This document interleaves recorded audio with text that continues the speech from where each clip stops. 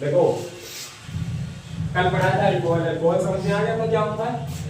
हाँ, alcohol single bond OH लगता है, इसका प्रीफिक्स क्या लगता है? ऑल।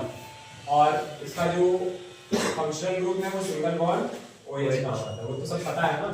अब हम लोग अल्कोहल स्ट्रक्चर में ये मतलब पता करेंगे कि कौन सा प्राइमरी है, कौन सा सेकेंडरी है, कौन सा टर्शियरी है। कल मैंने एग्जांपल लिखवाया था तो मैंने कहा था ये कौन सा है, प्राइमरी है कि सेकेंडरी की टर्शियरी है। ठीक, तो जिसको समझ में आया होगा वो भी बता देगा। इंट्रोडक्शन इसका क्या है देखो, monohydric alcohol are further divided into primary, secondary and tertiary depending upon the nature of the carbon atom to which the functional group single bond OH is attached.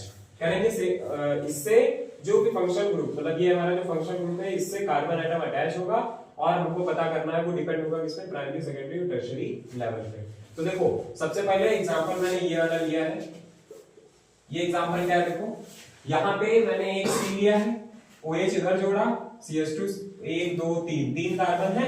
अगर इसका रियलिटी वाला नाम देखा जाए तो एक तरीके का क्या है, प्रोपेनॉल, प्रोपेनॉल है। ठीक, 3 C है, प्रो सिंगल बॉन्ड है तो A और OH का प्रीफिक्स लगता है ऑल, प्रोपेनॉल है। अब एक चीज देखो हम लोग को बता दें, हमेशा ध्यान रखना कि जो हमारा कार्बन एटम होता है, ठीक, जैसे मैंने लिखा ऊपर लिख दिया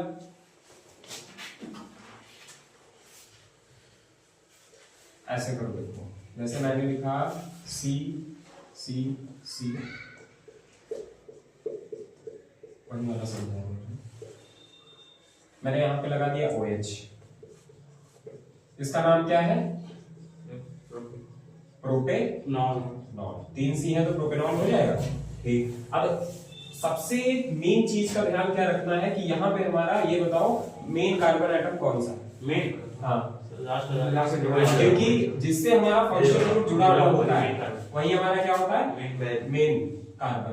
तो ये हमारा कौन सा है, मेन कार्बन एटम। ठीक, अब मेन कार्बन एटम पे ही फंक्शनल ग्रुप जुड़ा होगा। अब हमको ये चीज देखना है कि मेन कार्बन एटम से कितने कार्बन जुड़े। तो मेन कार्बन एटम से कितने कार्बन जुड़े, एक। अरे इससे सिर्फ देखो मेन कार्बन एटम से कितने जुड़े, सिर्फ यही तो एक कार्बन जुड़ा है। तो कहीं भी मेन कार्बन एटम से जितने भी कार्बन एटम जुड़े हुए होते हैं, जैसे एक कार्बन एटम जुड़ा है तो ये क्या हो जाएगा, 1 डिग्री। क्या हो जाएगा, 1 डिग्री। अगर इसी कार्बन एटम से 2 जुड़े होते, मान लो ये था CH2, तो क्या हो जाता, सेकेंडरी। और 3 जुड़े होते यहाँ भी C, तो टर्शियरी।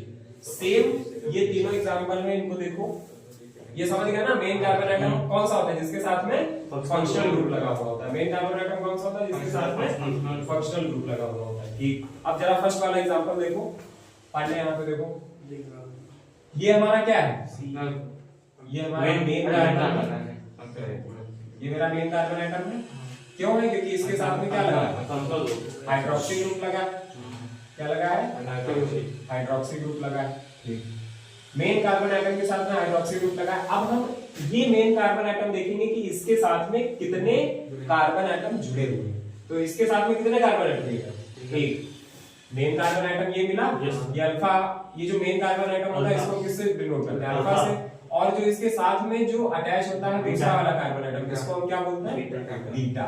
क्या बोलते हैं, तो जहां पे भी एक हमको बीटा कार्बन एटम मिलेगा मेन कार्बन एटम से, हमें जितने भी बीटा कार्बन एटम मिले, जैसे एक मिलना है तो ये कितना हो गया, 1 डिग्री। मतलब ये कौन सा हो गया मेरा, प्राइमरी अल्कोहल। ये कौन सा है, प्राइमरी अल्कोहल। दूसरा एग्जांपल देखो, जैसे ये हमारा कार्बन क्या है, मेन कार्बन एटम है, ये हमारा है मेन कार्बन एटम। ठीक, अब इस मेन कार्बन एटम से ये फंक्शनल ग्रुप जुड़ा था, इसीलिए तो इसको मेन कार्बन एटम बोला।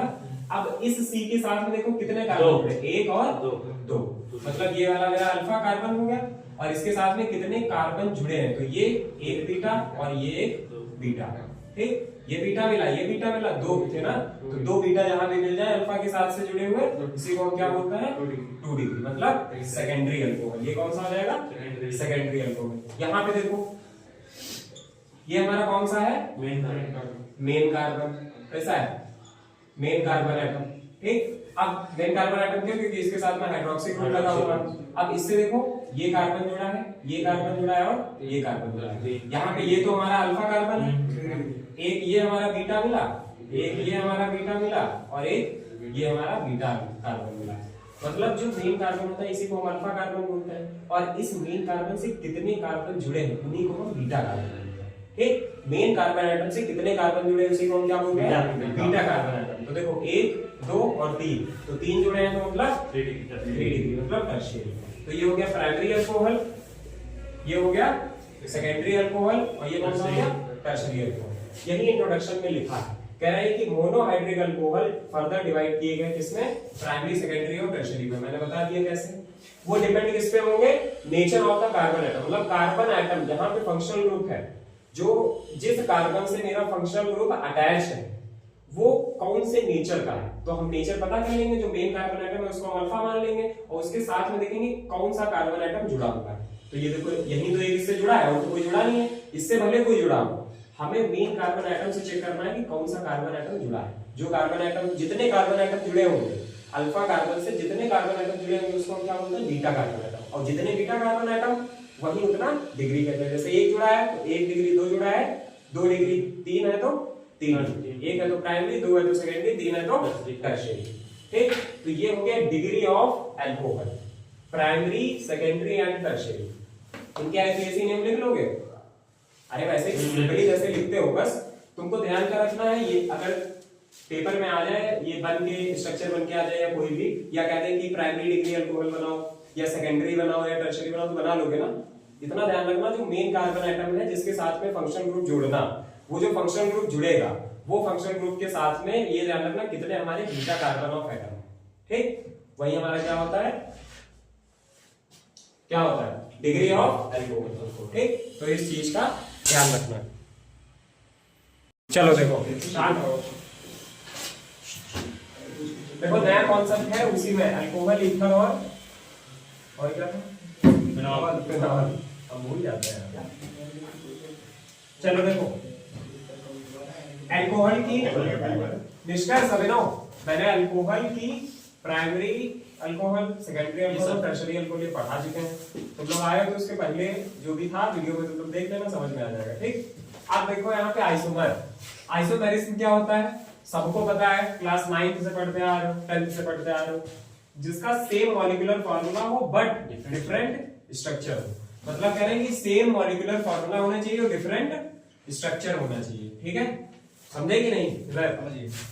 आइसोमेरिज्म क्या होता है, जिसका सेम फार्मूला हो, सेम मॉलिक्यूलर फार्मूला हो एंड डिफरेंट स्ट्रक्चर हो, इज कॉल्ड आइसोमेरिज्म। अगर आइसोमेरिज्म की डेफिनेशन आ जाए तो लिख देना, isomerism in which the same molecular formula and different structure is also known as isomerism। ठीक, अब देखो alcohols exhibits following types of isomerism। ये देखो ये इंपॉर्टेंट फैक्टर है और ये आता जरूर, तो इसको थोड़ा शांति से पढ़ो, बस नया टॉपिक आराम से आएगा। उसके पहले कुछ नहीं, बच्चों वाली चीजें पढ़ाई थी समझा देंगे। ठीक, पहला है अल्कोहल में, मतलब जो आइसोमेरिज्म है वो कितने टाइप्स में फॉलो करता है, एग्जिबिट करता है। देखो पहला है चेन आइसोमेरिज्म, दूसरा है पोजीशन आइसोमेरिज्म एंड तीसरा है फंक्शनल आइसोमेरिज्म।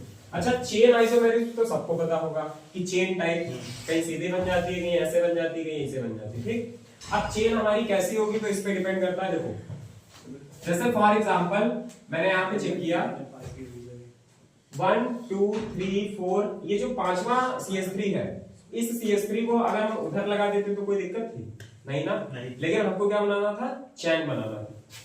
ये हम ऐसे भी तो लिख सकते थे CH3 CH2 CH2 CH2 dash CH2 dash OH, इसको हम ऐसे भी तो लिख सकते थे। देखो CH3 CH2 CH2 CH2 और ये CH2 OH, ऐसे भी तो लिख सकते थे। 1 2 3 4 5, 1 2 3 4 5 हो गए, इसको ऐसे भी तो लिख सकते थे, लेकिन हमको कैसा चाहिए, चेन आइसोमेरिज्म। चेन आइसोमेरिज्म का मतलब क्या है, चेन, हमने यहाँ पे नीचे एक चैन बना, मतलब ये वाले, ये जो CH था इसको मैंने उठा के कहाँ लगा दिया, यहाँ लगा दिया, OH को मैंने ऐसे ही रखा। ठीक, तो देखो 1 2 3 4 5, 1 2 3 4 5, मैंने एक CH3 कहाँ लगा के रखा, नीचे लगा के रखा। ठीक, और वहां पे क्या है OH, ये वाला जो CH2 था मैंने यहाँ से एक H को निकाल के यहाँ कर दिया। ठीक, एक H वो वाला, 2 ये 3 हो गए, CH3 यहाँ लगेगा कि नहीं, 3 4 5 हो जाएंगे, फिर CH2 होगा, CH2 तो नहीं होगा। हाँ और क्या, CH2 उधर से आएगा तो CH2, लेकिन ये 3 होगा, हाँ 3 होगा, ठीक है 3 होगा, ये 3 और ये 4, ठीक है। देखो चेन आइसोमेरिज्म में ये ध्यान रखना कि हमारा कोई भी एक चेन बन रही होगी, ठीक, कोई भी एक चेन बन रही होगी, हम दूसरी चेन जहां से फॉर्म कर देते हैं उसी को हम क्या बोलते हैं, चेन आइसोमेरिज्म। जैसे ये ऐसे था तो हम इसको ये इस CH2 को भी नीचे भी जोड़ सकते थे, इस CH2 को नीचे भी जोड़ सकते थे, ठीक। तो अगर हम चेन वर्टिकल बनाए या हॉरिजॉन्टल बनाए सेम बात रहती है, चेन आइसोमेरिज्म ये पहला हो गया, ठीक। इसमें ये बात ध्यान रखना कि जो मेरा अल्कोहलिक ग्रुप होगा इसको हम चाहे यहां लगा दें चाहे यहां लगा दें, उससे कोई फर्क नहीं पड़ता है। अच्छा, यहाँ पे अगर नाम देखा जाए तो 1 2 3 4 5, इसका नाम क्या है, पेंटेनॉल होगा। अब इसका नाम बताओ, 1 2 3 4 हेक्सेनॉल।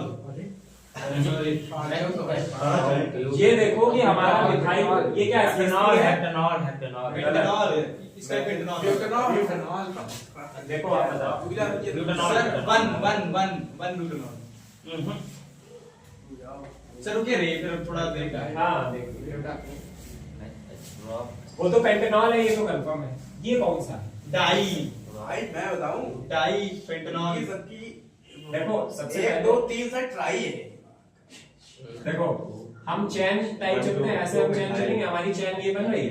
तो हम बेटानॉल हो गई। सबसे पहले देखो चेन आइसोमेरिक नाम होगा, फिर उसका नाम लिखता हूं तो एक शॉर्ट ट्रिक बताता है। सबसे पहले देखो हमारी लंबी चेन सर प्रोपेनॉल इधर बन रही है, 1 2 3 4 4 है मतलब ब्यूट होगा, ठीक। अब नंबरिंग कर लो, किधर से पास में पड़ रहा है, 1 2 2 3 4, ठीक। तो दूसरे नंबर पे क्या लगा है, CH3, और CH4 को क्या बोलते हो, मेथेन।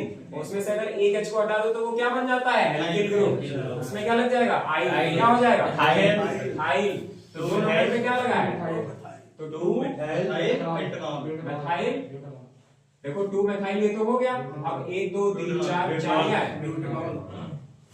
समझे।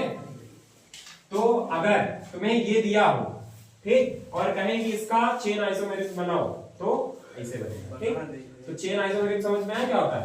चेन आइसोमेरिज्म में देखो मैंने क्या बताया, आइसोमेरिज्म है तो हमको पता होना चाहिए कि इसका सेम मॉलिक्यूलर फार्मूला होगा और डिफरेंट स्ट्रक्चर होगा। तो देखो स्ट्रक्चर तो सेम मॉलिक्यूलर फार्मूला है। मॉलिक्यूलर फार्मूला का मतलब ये है कि हम नंबर ऑफ कार्बन एटम और number of hydrogen atom same है। तो देखो यहाँ पे भी 1 2 3 4 5 है और यहाँ पे भी 1 2 3 4 5 है। ये मॉलिक्यूलर फार्मूला सेम है बट स्ट्रक्चर क्या है, डिफरेंट स्ट्रक्चर। तो इसी को हम क्या बोलते हैं, चेन आइसोमेरिज्म, ठीक। ये समझ में आया। इसका यूपीएससी नेम अलग होगा और इसका यूपीएससी नेम अलग होगा, ठीक। यहाँ पे देखो पोजीशन आइसोमेरिज्म। पोजीशन आइसोमेरिज्म का मतलब होता है, ये देखो पोजीशन आइसोमेरिज्म का जो मतलब होता है वो ये होता है, same molecular formula but different position of functional group. यहाँ पे क्या था कि यहाँ पे हम CH3 कोई भी एक मतलब CH3 जो चैन बन रही थी वो हम इधर उधर लगा रहे थे, लेकिन यहाँ पे क्या है, पोजीशन आइसोमेरिज्म में जो मेरा फंक्शनल ग्रुप होगा, फंक्शनल ग्रुप कौन सा, चाहे जो हो सकता है, अल्कोहल एल्डिहाइड कोई भी हो सकता है। अल्कोहल पढ़ रहे हो तो अल्कोहल ही पढ़ोगे। तो यहाँ पे जो पोजीशन आइसोमेरिज्म हो जाएगा वो सेम मॉलिक्यूलर फार्मूला तो रहेगा but different position of functional group. Different position of functional group का मतलब फंक्शनल ग्रुप कौन सा है, अल्कोहल। तो जो अल्कोहल का OH लगा रहे थे वो उसका हम पोजीशन क्या कर देंगे, चेंज कर देंगे। पोजीशन क्या कर देंगे, चेंज कर देंगे। अच्छा इस वाले OH को रफ करके हम यहाँ पे ऐसे भी लिख सकते थे कि नहीं, ऐसे भी तो लिख सकते थे। तो 1 2 3 4 ब्यूटेनॉल हो जाता, लेकिन हमने किया क्या, यहाँ पे ऐसे ही CH3 रखा और यहीं पे तो लगा था OH, नहीं सेकंड में लगा था, यहीं पे तो सेकंड था, ठीक, इधर लगा था, आए कहीं भी लगा हो। अब इसका नाम क्या हो जाएगा, इसका 1 2 3 पेंटेनॉल। वो तो ब्यूटेनॉल अभी बन जाता, लेकिन अब क्या बनेगा, OH ऐसे ही तो लगा था, तो क्या था, यहाँ पे CH लगा था, पेंटेनॉल नहीं ऐसे ही लगा था। सर होगा आपको फंक्शनल ग्रुप चेंज करना है भैया, पोजीशन फंक्शनल ग्रुप की चेंज करो। सर 10 to all 3 में देखो 1 2 3 4 5 5 है, तो देखो 1 2 3 दोनों तरफ से 3 पड़ रहा है, तो तीसरे नंबर पे क्या है, ऑल आ रहा है, तो इसको हम क्या लिख देंगे, 3 अल्कोहल। 1 2 3 4 5 को क्या बोलते हो, पेंटेनॉल, ठीक।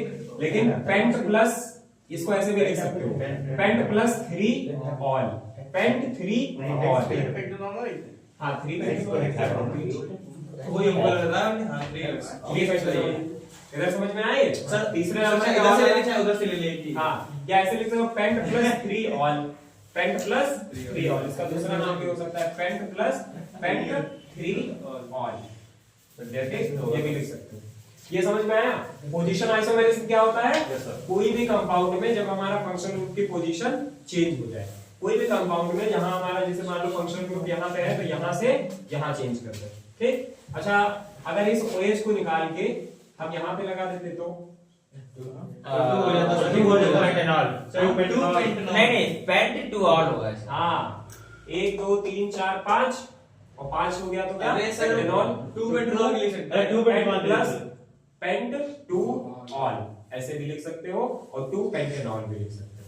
ठीक, अब आते हैं फंक्शनल आइसोमेरिज्म में। अब देखो फंक्शनल आइसोमेरिज्म क्या होता है, यहां रखिए सेम मॉलिक्यूलर फार्मूला होगा बट डिफरेंट फंक्शनल ग्रुप होगा। फंक्शनल ग्रुप कैसा होगा? डिफरेंट होगा। मतलब फंक्शनल ग्रुप ऐसे हम क्या लगा रहे थे बेटा? OH लगा रहे थे। अब दूसरा OH लगा रहे थे। अच्छा एक बात बताओ, OH को हम ऐसे भी तो कर सकते हैं, O सिंगल बॉन्ड H ऐसे भी तो लिख सकते हैं।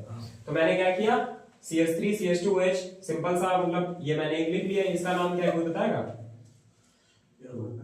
एथेनॉल है। ये बहुत अच्छी है यार ये एथेनॉल, प्योर शराब, बहुत प्यारी चीज है। खेलने में बहुत मजा आता है। हाँ। आगे आगे चलो देखो ये क्या है हमारा एथेनॉल है। अब एथेनॉल में मैंने CH3 को ऐसे लिखा, ठीक, और ये वाला जो O था इस वाले O को बीच में लिख दिया, ये वाला H इसके साथ में आ गया तो CH3 हो गया। सर एथेनॉल पिया हाँ बिल्कुल, वही तो प्योर शराब होती है। एथेनॉल एक जहरीली शराब होती है। नहीं नहीं आप इधर देख लो भैया, कॉन्सेप्ट देख लो। फंक्शनल आइसोमेरिज्म क्या होता है? जैसे मान लो एथेनॉल हमारे पास प्योर ऐसे स्ट्रक्चर में लिखी है तो हम OH को किसमें, OH को हम क्या कर देते, तोड़ देते, तो O को बीच में कर देते हैं। ऑक्सीजन के पास 2 वैलेंसी होती है ना, इसको 2 बॉन्ड चाहिए तो एक बॉन्ड इधर है एक बॉन्ड इधर है। और ये वाला CH3 ऐसे ही था और जो O के साथ में H था ये वाला H किसके पास आ जाएगा? CH2 के पास। तो इसके पास CH2 था और ये ये CH3 हो गया। इसी को हम बोलते हैं मेथॉक्सी मेथेन। एंड ये जो हमारा फंक्शनल ग्रुप होता है यही क्या फॉर्म करता है? ईथर। ये हमारा क्या बन गया है? ईथर। यही तो ईथर का भैया होता है, यही तो ईथर का स्ट्रक्चरल फॉर्मूला होता है। सर जो डबल सॉल्ट होता है पूछ लो उसके अंदर क्या होता है? डबल सॉल्ट होता है, उसके अंदर क्या होता है? जैसे नॉर्मल सॉल्ट होता है या कुछ और?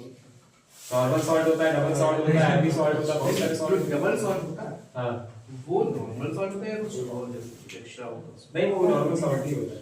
मतलब देखो एक ये जो डबल सॉल्ट है ये हम रिएक्शंस वगैरह में जैसे हमको जल्दी रिएक्शन करानी है उसमें मतलब ऐसा प्रेसिपिटेट फॉर्म में यूज करते हैं। और जो नॉर्मल सॉल्ट होता है वो मतलब जैसे सोडियम हो गया, KOH हो गया, ये सब। ठीक, ये समझ में आ गया तीनों? चेन आइसोमेरिज्म, पोजीशन आइसोमेरिज्म और फंक्शनल आइसोमेरिज्म। ठीक, इसमें किसी को कोई दिक्कत? फिर से समझाएं। देखो चेन आइसोमेरिज्म कैसे होगा? एक चेन बनी होगी उसको हम तोड़ के बीच में कहीं लगा देंगे और उसका मतलब मॉलिक्यूलर फार्मूला सेम रहेगा लेकिन उसका स्ट्रक्चर क्या हो जाएगा? डिफरेंट हो जाएगा।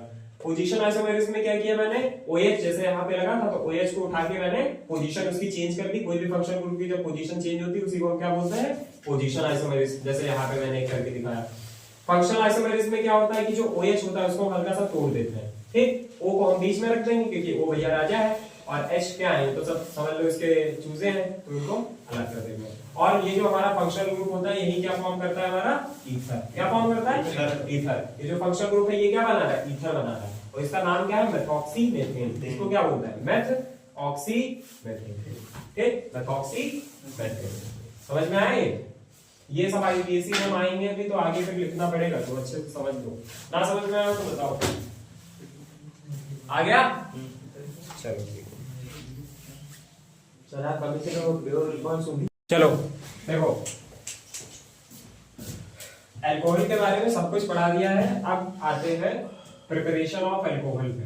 ये मोस्ट इंपॉर्टेंट है, मोस्ट इंपॉर्टेंट है, मोस्ट इंपॉर्टेंट है, मोस्ट इंपॉर्टेंट है। चाहे जितनी बार इस पे लगा लो ये बहुत इंपॉर्टेंट है। ठीक, तो इसको बहुत अच्छे से समझने की जरूरत है हम लोगों को क्योंकि अल्कोहल के बारे में तो पढ़ लिया लेकिन अल्कोहल बनता कैसे है ये बहुत इंपॉर्टेंट है। ठीक है, अल्कोहल को हम तीन वे में बहुत अच्छे से बना सकते हैं। जैसे पहला उसमें से जो वे है वो है bye acid catalyst hydration of alkenes.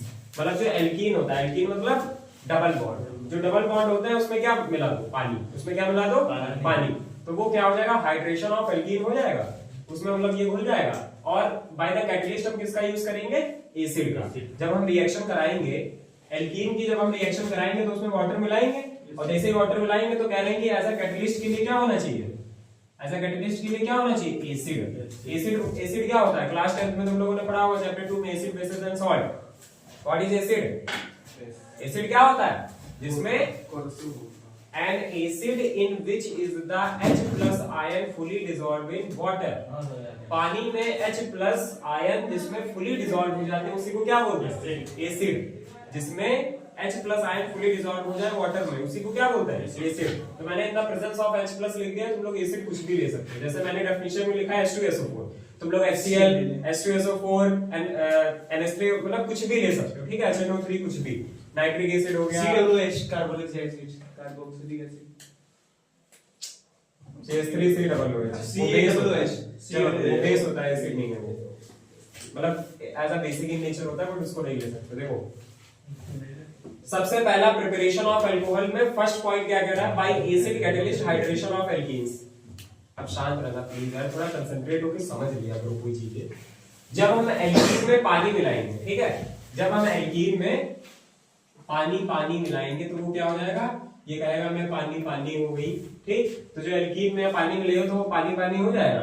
उसमें जो हाइड्रेशन कराएंगे उसमें जितने H प्लस आयन होंगे सब क्या हो जाएंगे, फुली डिसॉल्व हो जाएंगे, ठीक। फिर बाद में हमारा कैटलिस्ट किसका लेंगे, H प्लस आयन, जब हम रिएक्शन कराएंगे। तो इसमें लिखा है एल्केन्स रिएक्ट, एल्कीन्स है, एल्कीन्स मतलब डबल बॉन्ड, एल्कीन्स मतलब alkenes reacts with water in the presence of cold concentration H2SO4।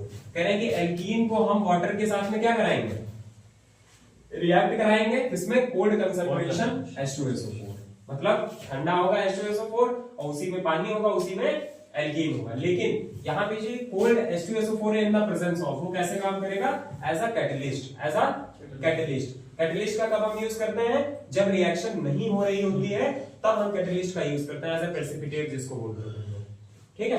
मतलब जैसे कोई रिएक्शन नहीं हो रही है, मैंने H2SO4 को डाल दिया और रिएक्शन हो गई, ठीक। तो एज अ कैटलिस्ट हम यूज करेंगे किसका, H2SO4, ठीक। Alkene reacts with water, alkene को जैसे ही वाटर के साथ में रिएक्शन कराएंगे इन the presence of cold concentration H2SO4 के साथ टू गिव अल्कोहल, हमें क्या मिल जाएगा, अल्कोहल मिल जाएगा। और साथ ही साथ हम क्या फॉलो करेंगे, मार्कोनियॉफ्स रूल। मार्कोनी और एंटी मार्कोनी पढ़ा होगा आईपीएससी में, उसमें हेलो एल्केन्स और हेलो एरीन्स में मार्कोनी और एंटी मार्कोनी पढ़े हो कि नहीं पढ़े, किसी को पता है, पता तो होगा नहीं, हाँ पता है। देखो बढ़िया एक शॉर्ट ट्रिक पता है मार्कोनी और एंटी मार्कोनी की। देखो निष्कर्ष बाबू इधर देखो, बाद में देखो, एक होता है मार्कोनी, एक होता है एंटी मार्कोनी।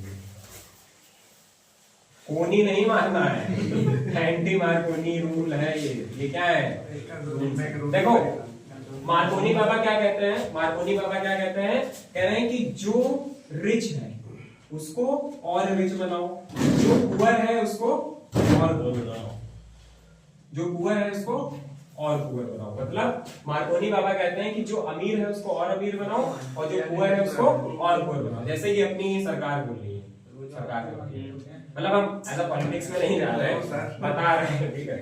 देखो शांत रहो, मार्कोनी क्या होता है, जो रिच है उसको और रिच कर दे, जो पुअर है उसको और पुअर कर दे, मतलब बॉन्ड्स की बात हो रही है यहाँ पे, ठीक। और जो एंटी मार्कोनी होता है, जो रिच है उसको क्या कर दे, पुअर कर दे, और जो पुअर है उसको रिच कर दे। ये हो गया एंटी मार्कोनी, ये एक शॉर्ट ट्रिक बता रहा है, ठीक। जहां पे बॉन्ड ज्यादा है उसको और ज्यादा दे दे, जहां पे कम है उसको और कम कर दे, ये हो गया मार्कोनी। और एंटी मार्कोनी का जिसके पास ज्यादा है वो पुअर वाले को दे दे, जिसके पास पुअर है वो ज्यादा वाले को, मतलब जो पुअर है उसको रिच बना दो, जो रिच है उसको पुअर बना दो, वो कहलाता है एंटी मार्कोनी। और जो मार्कोनी है, जो रिच है उसको और रिच बनाओ, जो पुअर है उसको और पुअर बनाओ।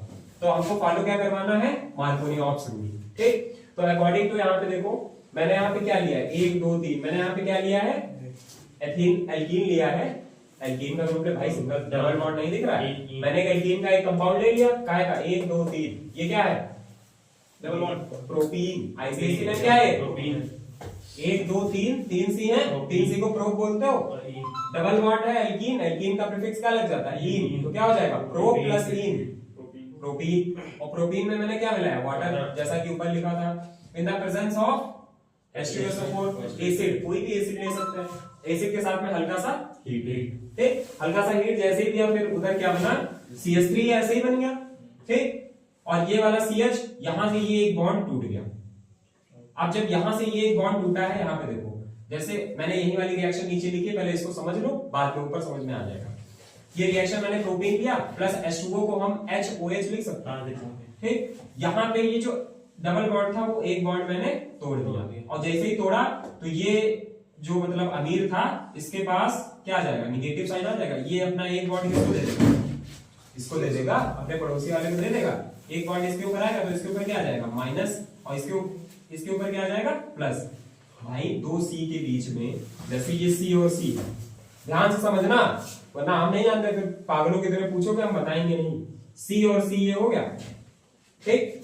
अब यहाँ पे इसके पास भी एक H है, इसके पास एक H2 है। मैं इतना उठा रहा हूं सर, ठीक, इधर देख लेना, यहाँ पे डबल बॉन्ड है, ठीक। अब जैसे ही ये C और C के बीच में, भाई जैसे C और C है, एक इलेक्ट्रॉन इसमें, एक इलेक्ट्रॉन इनसे भाई शेयर हुआ होगा, तभी तो कोवेलेंट बॉन्ड बना। एक इलेक्ट्रॉन इसका था, एक इलेक्ट्रॉन इसका था, इसमें इससे शेयर कराया, तभी तो भाई बॉन्ड बना। अब ये वाला बॉन्ड गया टूट, और जैसे ही बॉन्ड टूटा तो इसके पास से भी एक कम हुआ, इसके पास से भी एक कम हुआ, क्या? इलेक्ट्रॉन कम हुआ कि नहीं हुआ? और जैसे ही बॉन्ड टूटेगा तो ये भी खाली, ये भी खाली, तो इसके ऊपर क्या आ जाएगा? निगेटिव चार्ज, और इसके ऊपर क्या आ जाएगा? Positive charge. मतलब ये वाला जैसे बॉन्ड टूटा, अब ये वाला किसको पकड़ेगा? इसको पकड़ेगा, जो बड़ा वाला है। रिच कौन है? इसको रिच करेगा। इन दोनों में से क्या है? इन दोनों में से रिच कौन है? H2। किसके पास सबसे ज्यादा है? H2 है ना, तो ये कैसा हमारा? रिच है, और इसके पास ये कौन सा? ये क्या है? पुअर है, ठीक। अब जैसे यहाँ से बॉन्ड टूटा, अब ये तुरंत क्या? रिच वाले को रिच चाहिए ना, उसको और एक बॉन्ड चाहिए। भाई टूट गया, उसको अपनी बैलेंसी तो देंगे ही ना। अब जैसे ही इसको लेगा, जैसे एक्सेप्ट करेगा, तो इसके ऊपर कौन सा साइन आएगा? नेगेटिव का। और भैया इसके पास कम हो गया, तो ये क्या हो गया? पुअर हो गया, तो इसके ऊपर क्या आ जाएगा?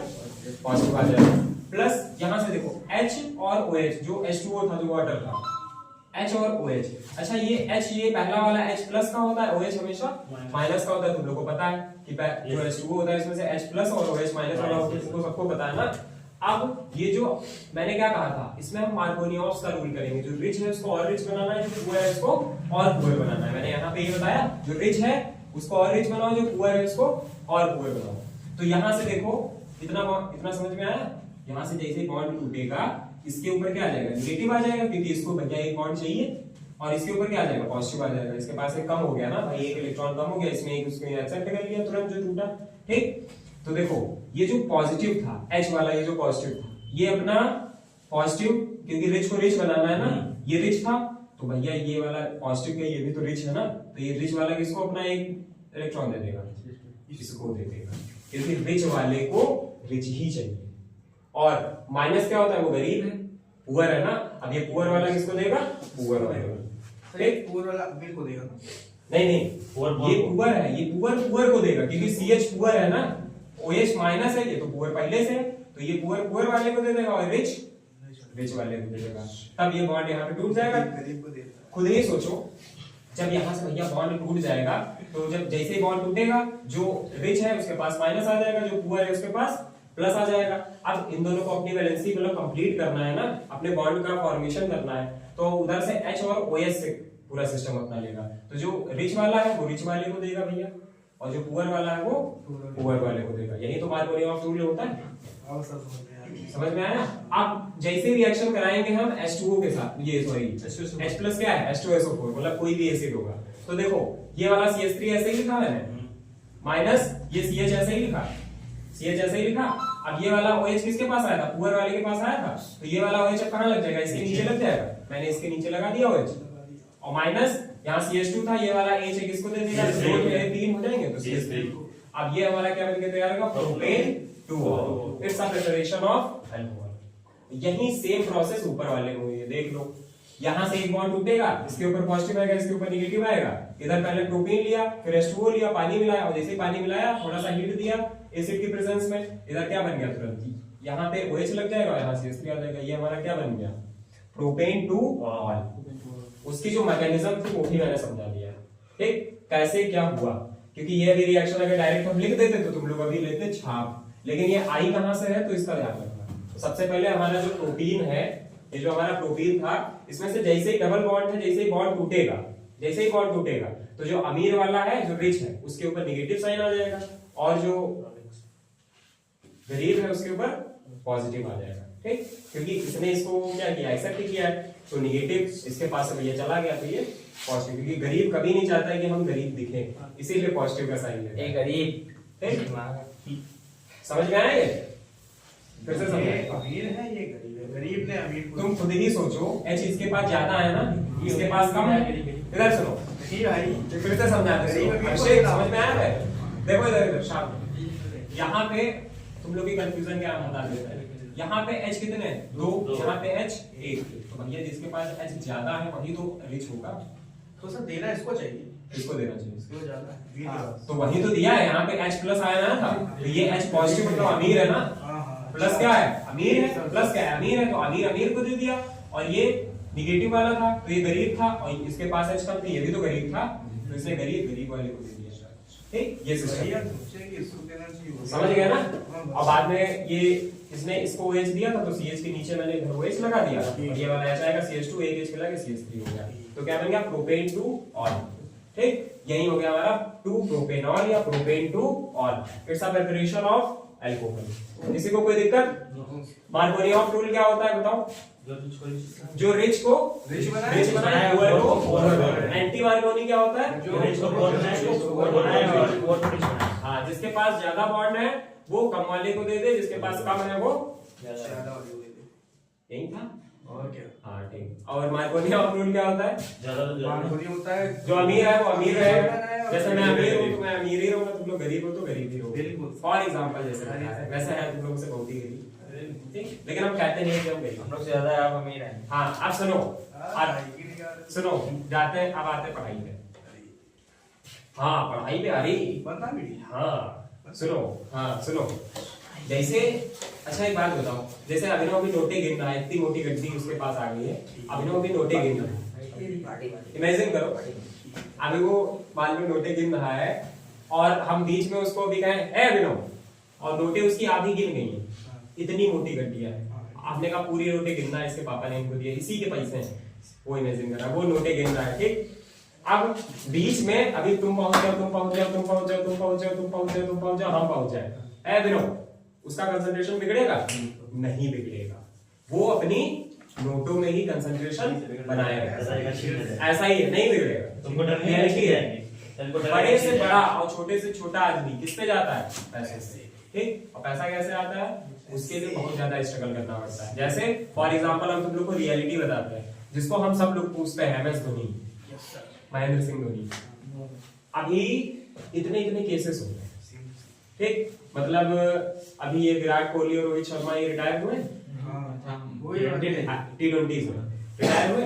अच्छा, ये जो रिटायर हुए तो बाद में कोई ट्वीट आया MS धोनी का? नहीं आया ना, उनको कोई लेना देना नहीं, वो नहीं चाहते थे कि हम, हाँ मतलब इस केस में सुशांत सिंह राजपूत की डेथ हुई, महेंद्र सिंह धोनी का कोई ट्वीट नहीं आया, नहीं आया।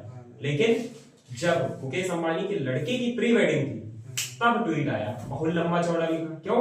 क्योंकि वो जानते कि वहां से हमको पैसा मिला है कि नहीं, बहुत कुछ मिला ना महेंद्र सिंह धोनी को। तो महेंद्र सिंह धोनी को जो लोग पूजते हैं, मैं उनका विरोध नहीं कर रहा हूँ, जो लोग उनको पूजते हैं, तो मेरे कहने का मतलब ये है कि पैसा बहुत अच्छी चीज है और पैसा बहुत बुरी चीज भी है। आपके सम्मान को असम्मानित भी कर सकता है, बेइज्जती भी करवा सकता है और इज्जत भी दे सकता है। तो ये चीज, अभी तुम्हारे पास अथाह पैसा है, ठीक, अथाह पैसा लेके क्या करोगे? अथाह पैसा तो समझ लो कि अभी है, बाद में नहीं होगा, तो अपने को जस्ट नॉर्मल समझो। वही वाली कहानी फिर से हम बताएंगे कि मतलब एक आदमी था, उसके पास बहुत पैसा था, करोड़ों रुपए थे, लेकिन वो वही सिंपल सा सिलवाया हुआ पैंट शर्ट पहनता था। तो आस पड़ोसी देखते थे, यार तेरे पास पैसा बहुत है और तू ऐसे ही नॉर्मल सा सिला हुआ पैंट शर्ट पहनता है। तो उसने बहुत अच्छा जवाब दिया, उसने कहा कि आज मेरे पास करोड़ों है, फिर भी मैं यही 300 रुपए वाला, 400 रुपए वाला सिला सिलाया पैंट शर्ट पहनता हूँ, और भी मेरे पास अगर कुछ भी नहीं रह जाएगा फिर भी मैं यही कपड़े पहन के निकलूंगा, तो जो इज्जत आज मेरी है वही मेरी बाद में रहेगी कि नहीं? It's a reality. तो यही चीज अपने को नॉर्मल समझो, ज्यादा दिखावे वाली मतलब दिखावटी ना बनो, मेरे कहने का मतलब ये है। तो जिसके पास पैसा है उसके पास सब कुछ है, लेकिन पैसा है, एटीट्यूड आता है कि नहीं आता वो तुम लोगों पे डिपेंड है। डाउन टू अर्थ बनो। जहाँ पे सुनो जहाँ पे तुमको नीचे, जैसे गांव में गए हो तो नीचे बैठ के खाना है तो नीचे बैठ के भी खा लो, ऐसे बनो। शहर में गए हो तो डाइनिंग टेबल पे बैठ के खाना है तो डाइनिंग टेबल पे भी बैठ के खा लो, ऐसे बनो। हाँ, जिस सिचुएशन में मतलब जैसा उसमें वैसा और जो लोग मार्कोनी और एंटी मार्कोनी होते हैं वो लोग अपने में नहीं, लेकिन हमको सबसे बढ़िया एंटी मार्कोनी लगता है। जो रिच है वो पुअर की मदद कर देते हैं और जो पुअर है वो रिच की मदद कर देते हैं। लेकिन मार्कोनी थोड़ा अपने में स्टेबल है, जो पुअर है वो पुअर को ही देगा, जो रिच है वो रिच को ही देगा। ठीक, ये समझ में आया प्रिपरेशन ऑफ अल्कोहल? चलो ठीक।